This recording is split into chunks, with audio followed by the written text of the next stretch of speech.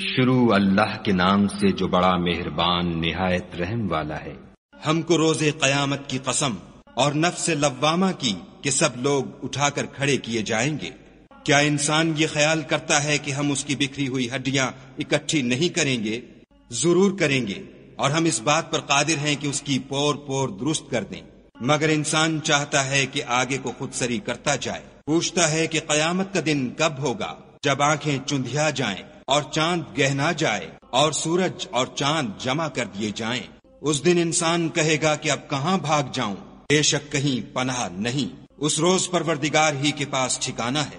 اس دن انسان کو جو عمل اس نے آگے بھیجے اور جو پیچھے چھوڑے ہوں گے سب بتا دیے جائیں گے، بلکہ انسان آپ اپنا گواہ ہے، اگرچہ عذر و معذرت کرتا رہے۔ اور اے محمد صلی اللہ علیہ وآلہ وسلم، وحی کے پڑھنے کے لیے اپنی زبان نہ چلایا کرو کہ اس کو جلد یاد کر لو۔ اس کا جمع کرنا اور پڑھانا ہمارے ذمے ہے۔ جب ہم وحی پڑھا کریں تو تم اس کو سنا کرو اور پھر اسی طرح پڑھا کرو، پھر اس کے معانی کا بیان بھی ہمارے ذمے ہے۔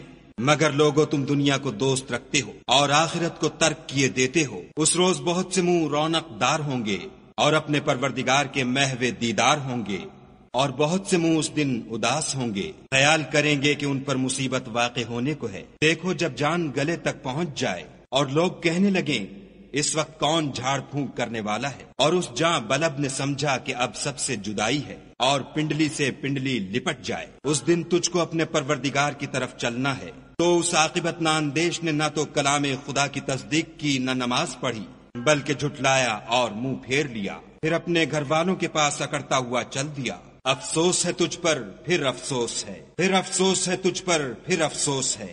کیا انسان خیال کرتا ہے کہ یوں ہی چھوڑ دیا جائے گا؟ کیا وہ منی کا جو رحم میں ڈالی جاتی ہے ایک قطرہ نہ تھا؟ پھر لوتھڑا ہوا، پھر خدا نے اس کو بنایا، پھر اس کے اعضاء کو درست کیا، پھر اس کی دو قسمیں بنائیں، ایک مرد اور ایک عورت۔ کیا اس کو اس بات پر قدرت نہیں کہ مردوں کو جلا اٹھائے